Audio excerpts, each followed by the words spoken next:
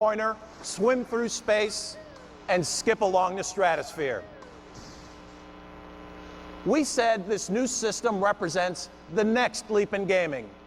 But can it truly be new if all the names are the same? Of course not. That's why we're hard at work on new franchises to expand our portfolio. And we like to give you 3 early previews this morning. First up is Excite Truck. Most of you recognize the pedigree. But what you won't recognize is the method of control. Remember how you always tilted the controller like handlebars when you played Excite Bike? Well, now you're holding the steering wheel of a big damn truck. And the terrain deforms beneath you in real time. This feels like driving. Next, isn't it just fun to bash things? In Project Hammer, swing the controller and the bad guys get nailed.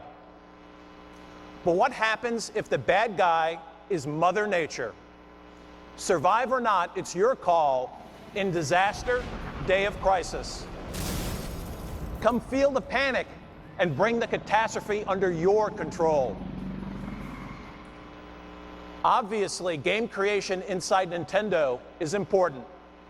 But just as important is what's coming from our great third-party partners around the world. Independent developers have been hard at work in Japan.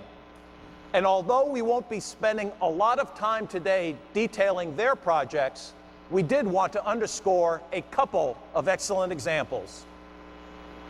When Sega saw the new control system, they said, it's time to put Sonic back into gear.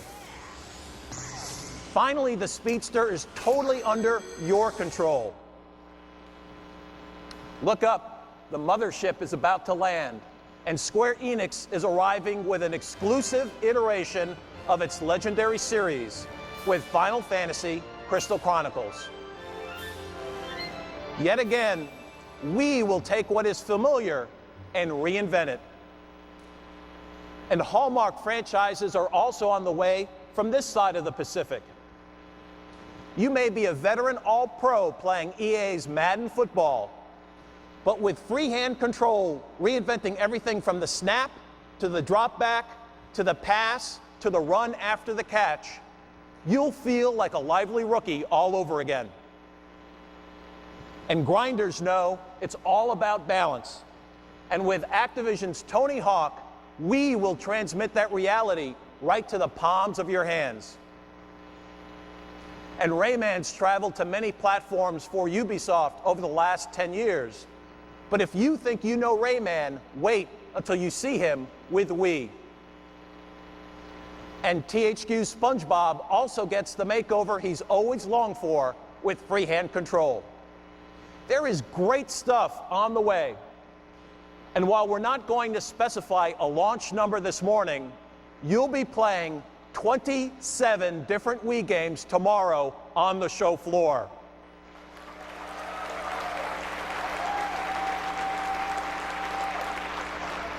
And seeing even more on video. And remember, that 27 number includes none of the titles which will be available with our virtual console.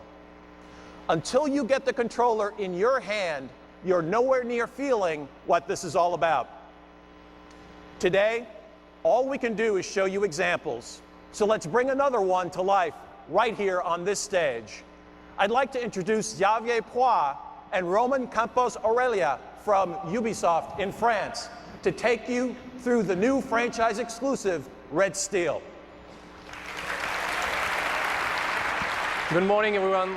My name is Xavier Poix. I'm the studio director of Ubisoft in Paris, where Red Steel is being developed. And joining me on stage is our lead game designer, Roman Campos Oriola.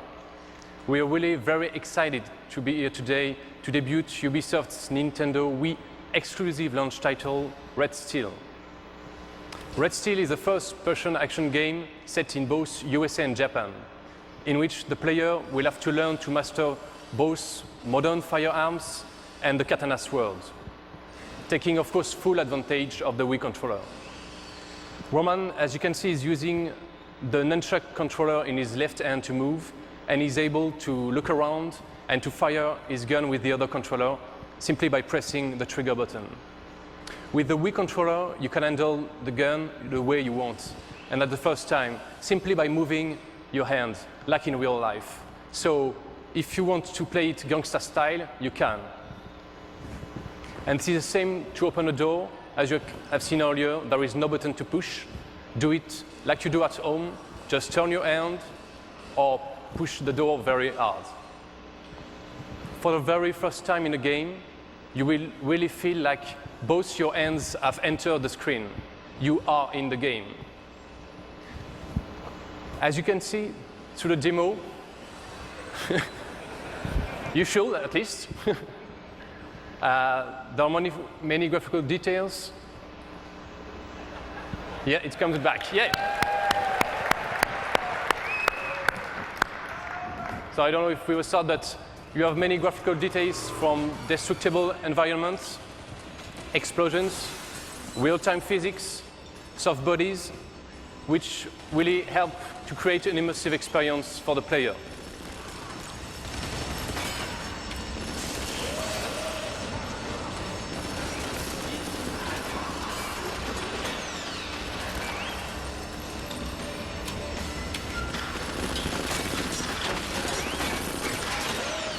So this is a little warm-up with enemies before we go into more details.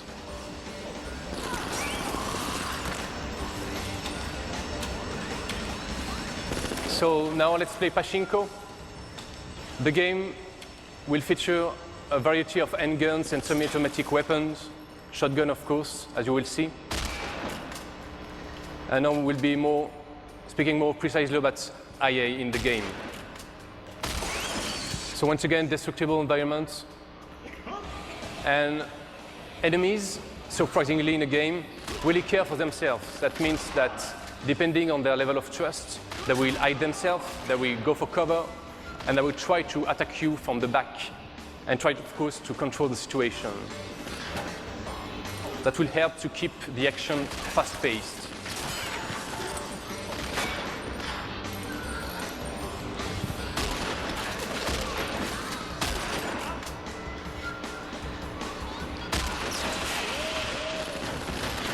We also have a system of AI that we can call a clan system.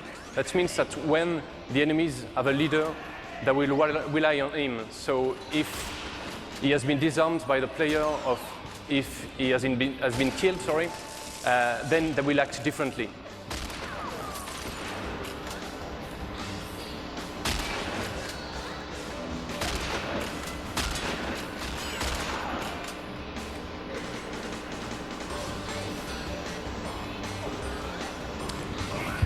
So now, Roman is going to show us a feature of the game, which is called the freeze shot. This feature will be very useful in tricky situations. So simply by holding a button, the player will be able to freeze time, and then will be able to tag weak points on enemies. You then will have to choose between killing those enemies or making them submit to you.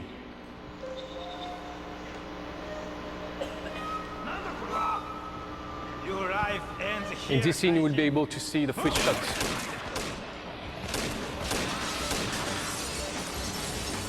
Once again, destructible environments everywhere in the game.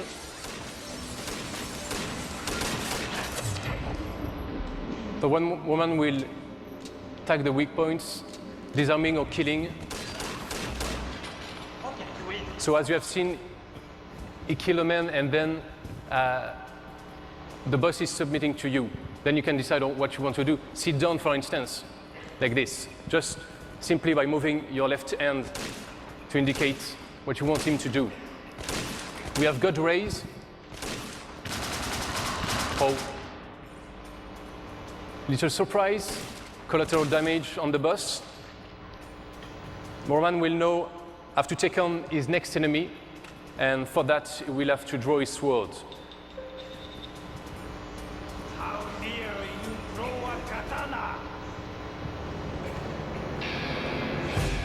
So once again, the moves you have to make for the sword fighting are very intuitive. You can block with your left hand and slash with your right hand in any directions. That means that you will have dozens of combinations to do.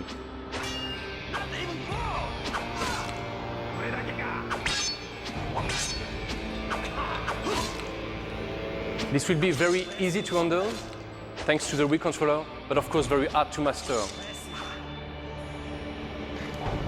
Thanks a lot for letting us introduce you to Red Steel, even if we had some small problems. But everybody will be able to play it tomorrow at the Nintendo booth. Thanks a lot.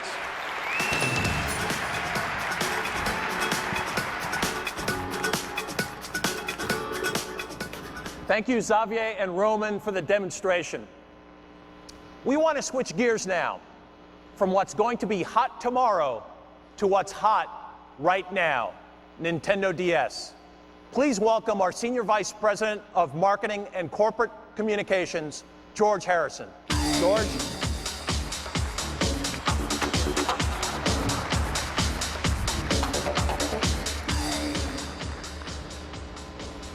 What we've given you today is a promise.